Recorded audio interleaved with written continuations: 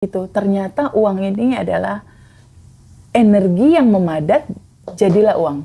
Energi apa yang memadat pada akhirnya menjadi uang? Energi uang dia terbentuk dari cinta, ketulusan, rasa syukur, rasa tenang, rasa damai. Itulah frekuensi uang. Ketika kamu bersyukur, pasti aku tambahkan. That is the key.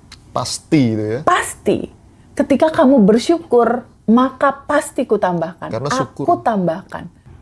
Aku sudah kerja keras nih, aku sudah melakukan ini itu nih, aku sudah berikhtiar, tapi kok yo gini-gini aja. Ya. Nah, apakah hal-hal semacam itu yang bisa menghambat untuk kita di kemudian hari? Cara berpikir itu sangat mempengaruhi hasil. Mindset sangat mempengaruhi hasil.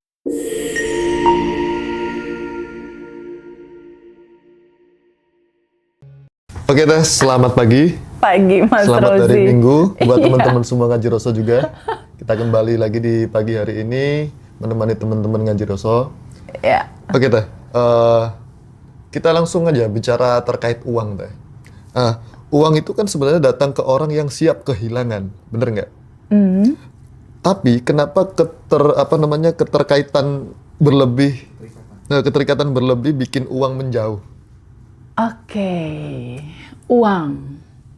Kita harus tahu dulu nih Mas Rozi, esensi tentang uang. How about the money? Iya, uang itu dia bukan hanya sekedar materi kertas, bukan. Uang itu adalah energi yang memadat. Oke. Jadi teman-teman mulai belajar mengenali lebih dalam nih tentang uang. Tentang uang. Bahwa uang itu tidak aja sekedar materi kertas yang kayak gitu. Ternyata uang ini adalah energi yang memadat, jadilah uang. Pertanyaannya, energi apa? Energi apa ini? Nah ini yang perlu kita semua tahu Betul, kan Teh? harus. Agar pada akhirnya si uang ini akan selalu familiar sama kita. Energi apa yang memadat pada akhirnya menjadi uang? Energi uang, dia terbentuk dari cinta, ketulusan, rasa syukur, rasa tenang, rasa damai. Itulah frekuensi uang. Oke. Jadi uang, dia terbentuk dari energi yang memadat, yang berasal dari kegembiraan, rasa syukur, rasa tenang, rasa damai. Oke. Jadi ketika tubuhmu menggetarkan ketenangan, kedamaian, kebahagiaan, dan rasa bersyukur, itulah pembentuk uang. Oke. Itulah alasan kenapa uang datang dalam kehidupan kamu, karena frekuensinya beda. Uang akan sulit masuk kepada seseorang yang getaran tubuhnya atau vibrasinya itu vibrasi ketakutan, Oke. vibrasi kecemasan, vibrasi kekurangan. Kenapa? Karena frekuensinya beda. Berarti semua atau apapun itu sebenarnya ada energi atau Getarannya. getaran itu tadi. Berarti apapun itu harus positif ya? Tidak hanya positif. Jadi positif itu di level judul packaging luar. Tidak hanya positif, tapi yang lebih dalam dari itu, kalau kita mau kupas lebih dalam, itu ada di frekuensi ketenangan, kedamaian, dan rasa syukur. Jadi di dalam satu kitab suci, terutama kitab suci kita gitu Al-Quran, itu ada satu surat Ibrahim, itu mengungkapkan ketika kamu bersyukur, pasti aku tambahkan. That is the key. Pasti itu ya? Pasti. Ketika kamu bersyukur, maka pasti ku tambahkan. Karena syukur. Aku tambahkan. Karena syukur itu berarti kan sebuah getaran energi tadi. Getaran itu ya? energi. Jadi sebetulnya syukur, rasa terima kasih, itu apa sih sebetulnya? Dia adalah satu ekspresi, satu ungkapan di mana kita mengalami sebuah rasa penuh sukacita, penuh rasa thankful gitu, penuh rasa syukur yang sangat besar, rasa terima kasih. Ketika rasa terima kasih itu tersampaikan dalam tubuh seseorang, semesta merekam dan membacanya, ini getaran cukup, Oke. getaran cukup, getaran sudah memilikinya, Nah, getaran itulah yang membuat uang datang. Oke. Getaran cukup, getaran sudah memiliki, getaran kelimpahan. Oke. Nah, teman-teman semua pelan-pelan kita mulai pelajari polanya yuk, Oke, biar kita seru hidup belajar kita gitu. bareng-bareng, biar tahu apa sih uang Iya, itu. gimana uang bisa datang lagi Iya, gitu kan? karena selama ini yang saya dengarkan dari kiri dan kanan itu pasti keluarnya, aku nggak punya uang, aku jauh dari uang, Betul. aku susah dalam keuanganku dan lain sebagainya. Itu Betul. makanan kita sehari-hari yang masuk dalam telinga kita. Iya, gitu. betul sekali. Nanti kita jawab itu gimana solusinya. Balik lagi ke pertanyaan tadi, Teh Feby, kenapa ya kalau kita melekat, menggenggam, terus merasa ketakutan akan uang itu susah datang. Nah, teman-teman semua pelan-pelan untuk bisa memahami bahwa realita hidup kita itu terbangun dari latar belakang getaran vibrasi Oke. di dalam. Dia halus sekali, getaran itu halus sekali. Kalau hati dan tubuhmu menggetarkan getaran kekurangan, aduh ini kurang, atau getaran ketakutan, aduh ini takut salah, takut bangkrut, takut habis, dua getaran itu tuh, getaran ketakutan dan getaran rasa kurang. Itu yang membuat kamu dalam realita ya selalu merasa kekurangan uang. Atau kamu di dalam realita suka ditipu orang terus sehingga uang kamu hilang dan lahirlah ketakutan. Oke. Jadi di sini perlu sekali teman-teman memahami bahwa titik substansi dari kebahagiaan dan kelimpahan itu adalah bagaimana kamu melihat identitas dirimu. Kembali dan kembali Mas Hendra dan aku mensiarkan gitu untuk mengingatkan teman-teman. Perubahan itu dimulai dari kesadaran. Dari sebuah kesadaran, dari sebuah ruang kesadaran, dari kesadaran kamu membuka hatimu, membuka cara berpikirmu. Izinkan dirimu untuk terbuka, menyadari sebuah kemungkinan tentang kamu siapa sih sebetulnya gitu. Oke. Kamu bukan si kekurangan itu, bukan sayang. Kamu bukan ketakutan itu, bukan.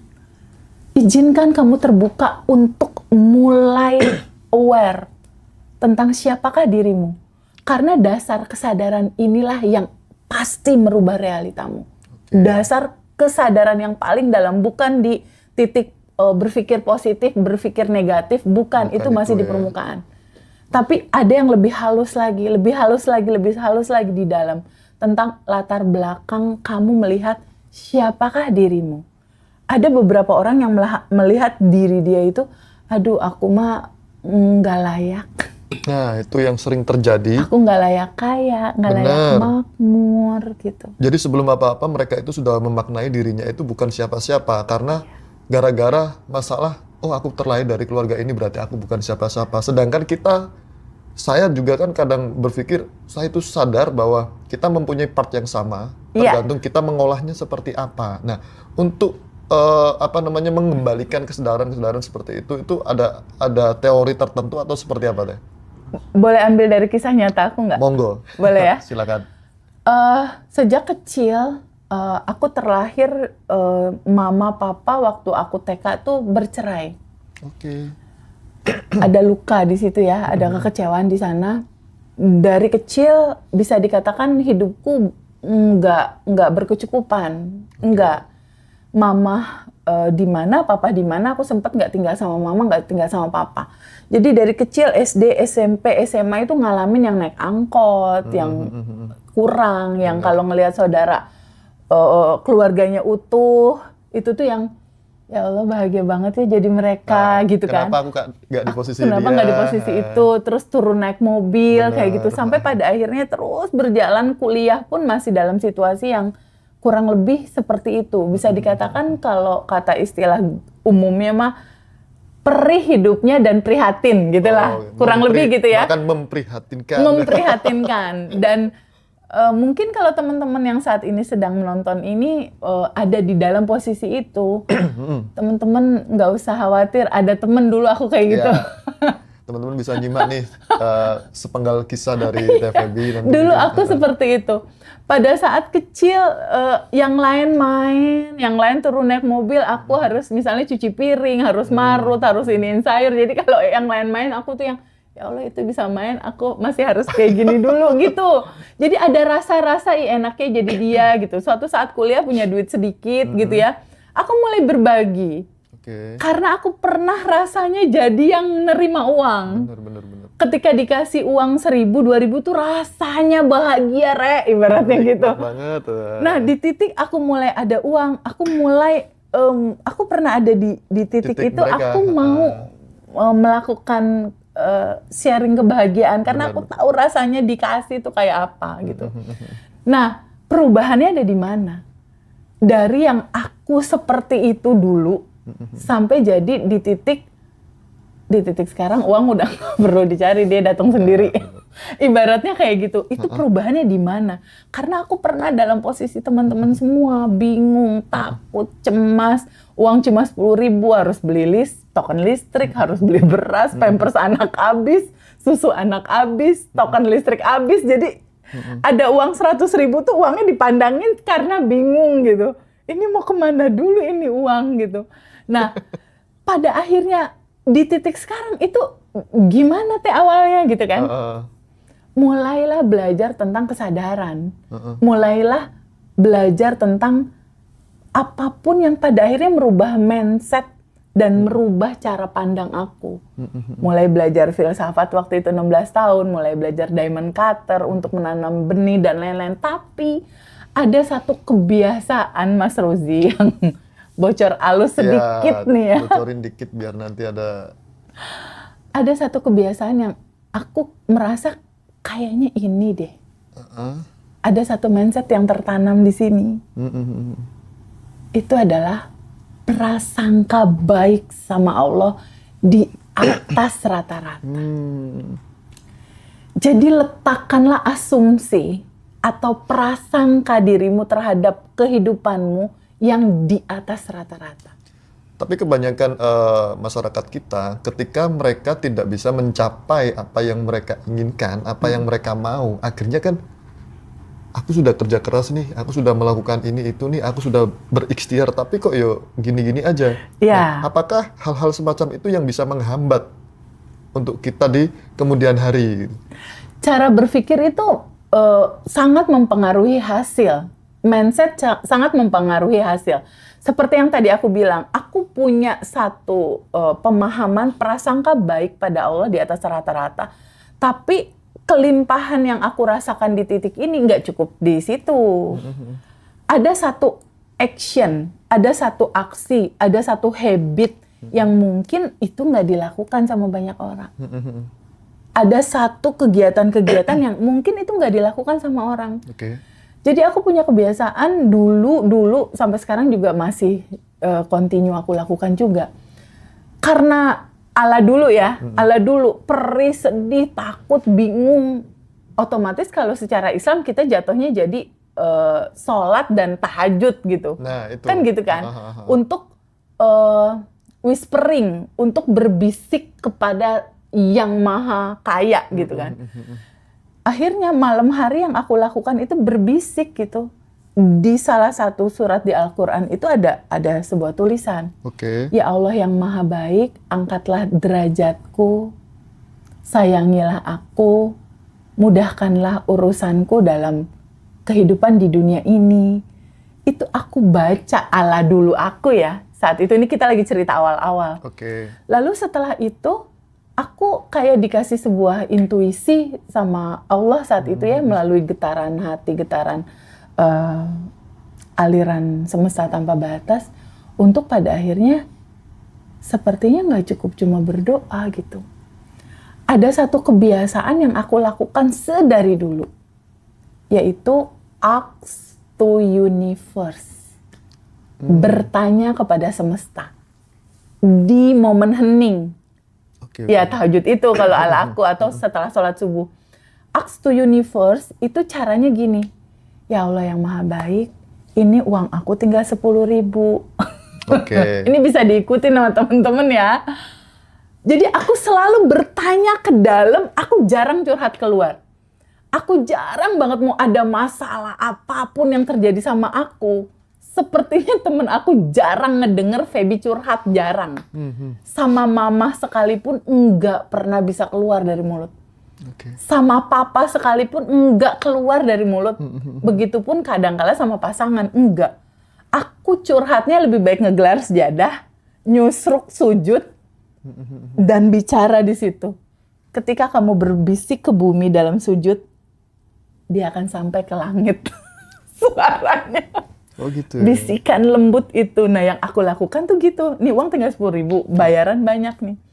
Ya Allah yang maha baik, ask to universe. Gimana ya caranya? Kita meminta kepada semesta. Iya, Energi gimana yang tanpa caranya batas ya ini. uang masuk dalam kehidupan aku 5 juta aja ya Allah, aku bilang gitu ya. Ini bayarannya udah berentet kan? Nih pertanyaan ke semesta ke dalam tuh ya, aku gini, tolong kasih tahu aku ya Allah, gimana caranya uang 5 juta masuk? Udah lepasin. Gitu aja? Itu kuncinya, iya. Karena ketika mulut kamu bicara dengan bisikan yang lembut ke dalam, getaran itu naik ke atas, hukum semestanya, semua pertanyaan wajib terjawab. Oke, keren. Jadi Itu teman-teman, kuncinya. Kamu buat pertanyaan ke dalam, kan keluar nih dari mulut. Nah, semua apa yang keluar dari mulut kamu sebetulnya itu adalah sebuah getaran. Apalagi kamu menyampaikannya dengan lembut tapi vibrasinya kenceng. Lembut kenceng tuh maksudnya gini, nggak, ya Allah ini gimana sih uang masuk 5 juta? Itu nggak akan nyampe ke sana. Karena suaranya kenceng tapi getarannya nggak sampai ke atas. Getaran rendah kalau kayak gitu. frekuensinya terlalu low. mungkin ya. Low, karena ada pemaksaan di situ. Tapi kalau suaranya gini, ya Allah yang maha baik, semesta yang baik, tolong kasih tahu aku ya. Gimana caranya ya uang 5 juta masuk? Oke. Aku pengen bahagiain Mbak ngasih gaji. Berarti dengan cara-cara yang lembut, Itu yang halus, lembut. penuh cinta ya gitu ya. Tapi vibrasinya zoom. Oke. Ke atas. Oke, tuh. Itu kebiasaan-kebiasaan yang aku lakukan, lalu aku sadar. Aku sadar sesadar-sadarnya tentang satu hukum semesta. Namanya hukum pertukaran energi. Itu ada di semesta Real ini. ya, real ada Ya, itu ya. contoh hukum pertukaran energi atau hukum konversi, contoh. Dari listrik, ini kan listrik ya, ada lampu ya, listrik, dia bertukar atau berkonversi, berubah jadi cahaya. Tadinya kan ada getaran listrik, ada aliran listrik, dia jadi cahaya. Begitupun kehidupan kita. Alur cara kerjanya selain daripada getaran hati kita yang menggambarkan kelembutan, ketenangan, dan rasa syukur. Alur rezeki masuk itu sebetulnya ada hukum pertukaran energi sebetulnya. Oke. Ketika tubuhmu memancarkan kasih sayang menolong orang, memudahkan urusan orang, melancarkan urusan orang, atau bahkan kebiasaan Mas Rozi untuk, hai Pak, selamat pagi Pak, sehat selalu Pak, kamu senyum, memberikan kenyamanan ke orang, itu udah jadi tabungan semesta sebetulnya. Oke. Kalau kata istilah Mas Hendra mah tabungan energi gitu. Nah, aku sangat sadar sekali itu. Jadi dari mulai subuh dengan whispering kayak gitu ya, dengan ya Allah yang maha baik, gimana caranya ya income aku bisa bertambah. Tolong kasih tahu aku dong, lepasin. Ketika ini terlepas, dia akan memantulkan realita berupa apa? Berupa orang-orang yang datang, berupa situasi yang datang, berupa kesempatan yang datang, berupa peluang yang datang. Itu begitu cara kerjanya. Dia akan datang sebagai potensi-potensi untuk mewujudkan apa yang aku tanyakan ini jadi kenyataan. Dan aku sering sekali nanya lagi ke dalam, ya Allah yang maha baik, aksi apa ya, kegiatan apa ya, yang bisa aku lakukan untuk memudahkan uang masuk, bertambah di rekening aku. Kasih tahu aku ya, aku harus melakukan apa. Berarti kita dalam batin kita atau ucapan kita itu bertanya ya secara halus, lalu nanti pasti Tuhan Udah memberikan, lepasin. pasti yang namanya jawaban itu datang ya. Pasti jawaban itu datang. Apalin aja sama teman-teman ya. Jawaban datang itu berupa orang-orang yang datang, peluang-peluang yang datang, kesempatan-kesempatan yang datang. Situasi, kondisi itu terbaca sebetulnya. Terbaca sama realita kita. Oh, ini jawaban dari yang tadi pagi nih. Jadi kejadiannya sama aku gini, Mas Rozi. Kalau pada saat pagi-pagi aku nanya, ini aku sering sekali dan teman-teman boleh praktekin. Nanti itu ya, curhat ke Ngaji Roso ya hasilnya ya, tolong cerita. Jadi waktu itu aku pada saat aku whispering seperti itu, tolong kasih tahu aku dong, aku butuh 5 juta. Kasih tahu aku caranya gimana ya rezeki itu datang. Lepasin. Kejadiannya adalah setelah aku whispering agak pagi sedikit, kebiasaan aku tuh 3 hal di pagi hari. Apa itu Teh? Aku ngomong lagi ke dalam, ya Allah yang maha baik, tolong kasih tahu aku dong 2 amal soleh apa ya yang bisa aku lakukan untuk memudahkan urusan orang, membahagiakan urusan orang, melancarkan urusan orang. Kenapa harus 2 tok? Minimal. Oh, minimal. Minimal dalam 1 hari itu ada 2 kebaikan yang berlangsung gitu. Aku nggak tahu kenapa itu dari dulu aku memang minta ada kesempatan amal soleh yang bisa aku langsungkan gitu. Nah, yang terjadi di aku pagi-pagi ada ibu yatim cerita, Teh Feby, 1 adik anak yatim sakit gitu. Dia butuh obat dan lain-lain. Oh iya, oke. Aku catat dulu, orang aku juga nggak punya uang. Aku cuma nyatet doang, nyatet kebutuhannya apa ini. Terus mau sekolah bukunya juga habis, aku catat dulu. Ketika ada 5 anak yatim butuh pertolongan, aku cuma nyatet di kertas Mas Roji, sambil kertas itu aku pandangin. Ini kisah nyata yang kemarin-kemarin ya. Aku pandangin, kan aku nggak punya duit, cuma 10.000 uang aku. Benar. Tapi walaupun kita nggak punya uang, tapi kan kita punya rasa hati dan cinta yang besar untuk menolong. Nggak harus dari uang kita karena uang kita nggak cukup. Lalu aku pegang kertas itu, lalu aku duduk, lalu aku ngomong lagi ke dalam.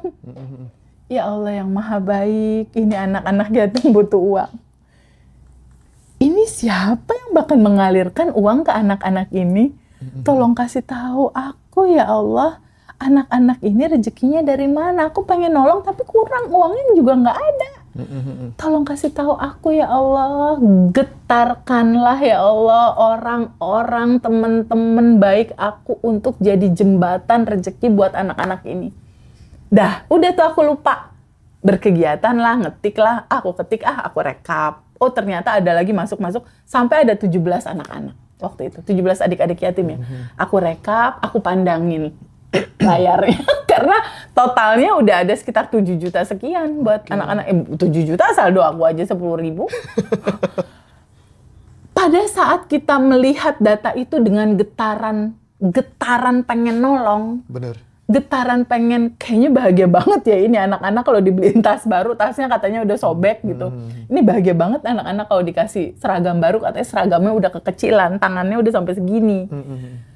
Belum selesai aku melihat data itu, tiba-tiba handphoneku bunyi. Gitu. Terus aku angkat kan, "Hai Fer," ada salah satu temen lah. "Kak lagi apa Kak?" katanya gitu. Biasa Fer lagi ngetik gitu. "Kak, aku perlu bantuan kakak," kata Ferry gitu. Oh gimana Fer? "Kak gimana caranya ya Kak? Aku tuh pengen naikin omset penjualan Kak. Kasih saran dong Kak. Biasanya tahapan-tahapannya tuh baiknya gimana ya? Kemarin sih kakak udah kasih tahu aku sih gini-gini." Aku langsung ngomong ya lah, udah aja. "Kakak lagi apa Kak?" Dia balik nanya. "Ini aku lagi rekap adik-adik ada kebutuhan." "Aku boleh nggak Kak ikutan?" kata dia gitu. "Oh boleh." Aku pikir ikutan ya udunan aja biasa gitu. Misalnya 100.000 dari Mas Rozi, 100.000 dari Ferry, 100.000 dari Anton. Ntar kan 100.000 Patungan tuh lah kumpul ya. ya, patungan tuh ya. Aku pikir begitu. Lalu dia bilang, Kak, rekening adik yatim yang seperti biasa ya Kak? Oh iya, itu memang khusus rekening adik yatim. Oh ya udah, oke ya Kak. Transfer sepertinya dia ke situ. Setelah sekitar 10 menit lah dia bilang, Kak tolong cek saldo. Pas aku ngecek saldo adik-adik yatim itu, Masya Allah, angka itu ditutup sama satu orang. Langsung terjawab ya. Itu selesai itu PR si adik-adik yatim. Di situ aku bilang, ya Allah, terima kasih banyak. Kesimpulan dari cerita ini adalah, teman-teman, ketika ingin mengalirkan cinta, kebaikan, rasa syukur kepada orang yang membutuhkan, itu nggak harus pakai duit. Nggak harus pakai duit dan nggak harus dari kamu semua gitu istilahnya. Cukup dengan hati yang luas, yang besar sekali untuk menolong sesama, nanti semesta akan berkonspirasi mewujudkan itu jadi kenyataan. Oke. Dasarnya tadi cinta tadi. Betul, dasarnya cinta. Nah, Mas Rozi, nyambung ke yang tadi pertanyaan di awal. Sepertinya kebiasaan-kebiasaan itu tuh yang menjadi buah di sekarang. Karena itu kan udah lama banget itu aku lakukan dari sejak kuliah ya. Kuliah kerja itu udah lama banget jadi habit gitu. Dan pada akhirnya yang membuat, yang aku rasakan ya, yang membuat perubahan terbesar, TVB kalau misalnya nggak punya uang gimana? Kalau aku nggak punya teman-teman gimana? Anggaplah nggak punya semua yang TVB punya gitu ya, tentang teman-teman yang baik-baik dan lain-lain. Caranya gimana kalau aku dalam posisi kekurangan? Nah, dulu juga aku sama dalam posisi kekurangan. Tapi ada sebuah kebiasaan yang dari dulu sampai sekarang aku lakukan. Itu pada saat baru melek mata, Mas Rozi. Melek nih. Aku tuh aku tuh pas melek mata tuh udah langsung gini. Senyum. Ya, makasih atas nafas. Terus aku gesek-gesekin kaki aku ke kasur gitu. Ya Allah, kasur empuk banget. Jadi di pagi hari sebelum melakukan apapun, kalau kamu mau merubah hidup kamu, kalau kamu mau merubah nasibmu, kalau kamu mau merubah realita hidupmu yang kekurangan, mulailah di pagi hari dengan rasa syukur yang dalam. Kira-kira ada clue nggak Teh? Pagi hari itu jam berapa gitu? Mungkin teman-teman kan penasaran. Pagi hari itu jam berapa Teh? Umumnya pagi lah. Kalau pagi ala aku tentunya sholat subuh. Subuh ya? Iya, 4:30. Tapi teman-teman yang lain kan juga mungkin punya cara yang berbeda kan. Bisa jadi jam 7 mungkin kalau teman-teman yang lain. Pokoknya intinya pada saat pertama kali kamu melek mata. Itu ya? Nggak usah inget utang, nggak usah inget yang lain-lain, nggak usah inget cicilan, nggak usah inget dulu masalah, nggak usah. Nggak usah inget BRI. Nggak usah inget tagihan, nggak usah. Buat kan ini kan tahun baru ya Mas Rozi ya? New Year ya, 2026 tahun baru. Coba sama Mas Rozi, sama teman-teman, punya mindset baru, asumsi baru, cara pandang baru, bahwa ketika aku bangun tidur, anggap itu semuanya dari nol baru. Berarti kita gampang caranya itu. Inget-inget aja tukang pom bensin. Iya, inget Pertamina. Inget Pertamina. Mulai dari nol ya Mas, gitu. Jadi pada saat bangun di pagi hari, counting blessing, menghitung berkat, bersyukur, itu adalah cara yang paling seru di pagi hari. Jadi mulai awal kesadaran kamu muncul, awali dengan sebuah kesadaran, ini hari baru. Ini blessing dari Tuhan, dari Allah. Aku masih dikasih nafas. Jadi pada saat melek mata, coba auto ditaruh di kepala itu. Makasih ya Allah atas nafas. Terima kasih. Keren. Pagi-pagi udah di setup gitu. Oke Teh. Ini kan kita banyak nih orang yang suka merasa loss atau apapun terkait hal apapun ya. Nah, dari TVB nih, gimana TVB cara memaknai kehilangan ya kan, dalam manifestasi. Nah, manifestasi kan banyak bentuknya. Oke. Nah, cara memaknai TVB itu seperti apa kira-kira? Ya, kehilangan itu macam-macam kan ya. benar. Ada kehilangan uang, Kehilangan kesempatan, kehilangan kesempatan, kehilangan orang yang kita cintai. apalagi itu aku ngalamin 1 September Sakitnya tuh di lalu sini. banget. Jadi namanya kehilangan. Iya. Ya. Gimana aku memahami di titik aku yang sekarang? Pahami sama teman-teman semua ya. Oke. Hidup ini ada sebuah hukum keseimbangan. Balance. Ada hukum keseimbangan. Ada yang datang, ada yang pergi. Benar. Ada momen kita punya, ada momen nggak punya. Ada momen kita berlimpah, ada momen juga hal yang lainnya. Benar. Jadi kalau aku memahami ketika aku punya uang, lalu aku lost misalnya, atau ditipu, atau uang itu hilang gitu. Aku memahami ya, pertama ada hukum keseimbangan itu. Kesadaranku melihat ini ada hukum keseimbangan. Kedua, aku introspeksi. Oke. Kalau seandainya itu kehilangan ya, entah kehilangan uang atau kehilangan temen. Kalau kehilangan temen kan temen gak mungkin tiba-tiba hilang. Pasti kan ada clue-nya apa gitu. Benar. Di titik ada kehilangan itu yang aku lihat pertama adalah ini ada hukum keseimbangan. Jadi aku nggak terlalu sedihnya sedih banget gitu. Marahnya marah banget. Pertama ada hukum keseimbangan. Kedua, aku introspeksi dari situ. Kehilangan ini, semua peristiwa ini kan membawa pesan. Benar. Ketika ini kehilangan, ini ada pesan apa yang aku ambil hikmahnya dari kejadian ini gitu. Kalau ada sesuatu, ya kalau aku perlu perbaiki, aku perbaiki. Kalau sesuatu itu perlu aku minta maaf, ya aku pasti minta maaf gitu. Oke. Jadi ada hukum keseimbangan, ada hukum introspeksi buat aku. Nah, sisi introspeksi buat akunya itu aku lebih ke rilis, Mas. Jadi pada saat ada kehilangan, kan tentunya sakit, sedih, khawatir, kecewa misal. Campur semua ya. Campur pasti semua. datang semua itu. Ketika rasa itu men-trigger aku, ada kehilangan, aku ke-trigger, aku duduk sama rasa itu, Mas. Aku duduk sama rasa itu, sadari, terima, lepaskan. Sadari, terima, lepaskan. Ya. Oke. Jadi aku sadar nih, aku kesel. Lalu, oke, rasa kesel ini aku terima. Aku duduk sama rasa itu. Aku rasakan penuh, aku sadari penuh. Aku terima rasa itu apa adanya. Meluangkan waktu beberapa menit untuk mengalami rasa itu atau menyambut dan menerima rasa itu dan izinkan aku merasakannya. Aku duduk sama rasa itu, menyelam lebih dalam sama rasa itu, diving in, masuk sama rasa itu.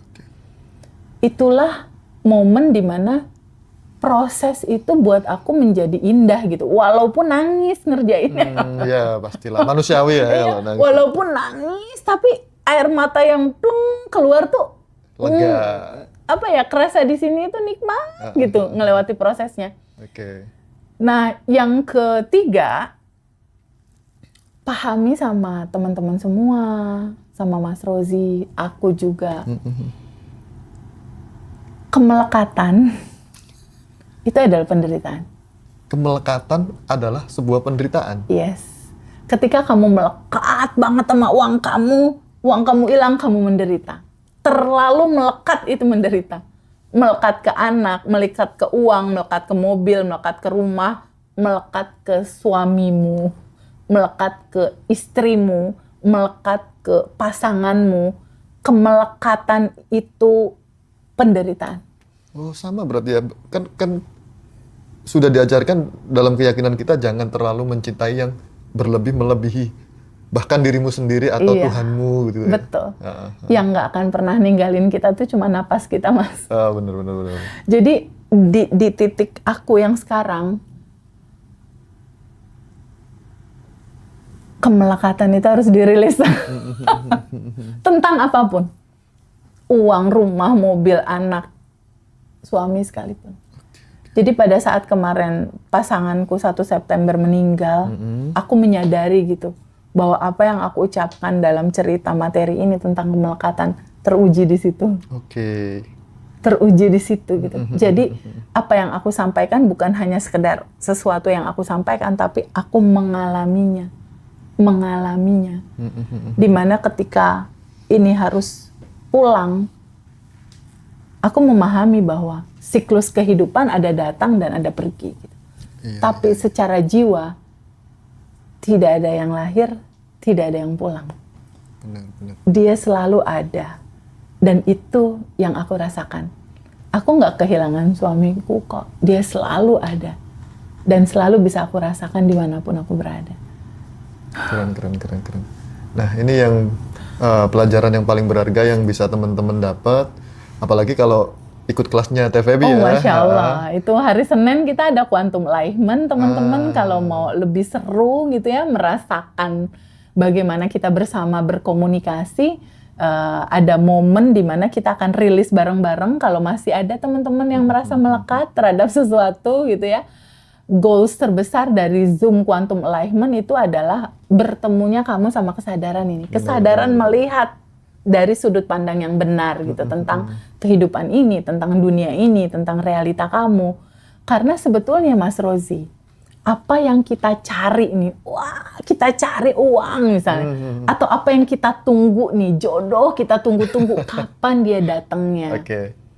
Yang kamu cari ada di dalam. Sebenarnya. Yes. Kalau kita memahami Secara kesadaran. Yang kamu cari itu sebetulnya sudah ada dan tersedia di momen yang sama kamu berharap dan menunggu. Oke. Pahami teman-teman, yang kamu cari, yang kamu inginkan, solusi yang kamu cari, goals yang kamu inginkan, Sudah semuanya udah ada di dalam. Tinggal kita sadar atau tidak. Nah, di dimensi kuantum. Cuma bagaimana pada akhirnya di dimensi yang belum kepegang sama tangan, di dimensi kuantum pada akhirnya jadi realita, tak kita pegang. Gimana itu caranya? Yaitu ikut Quantum Enlightenment aja nanti hari Senin.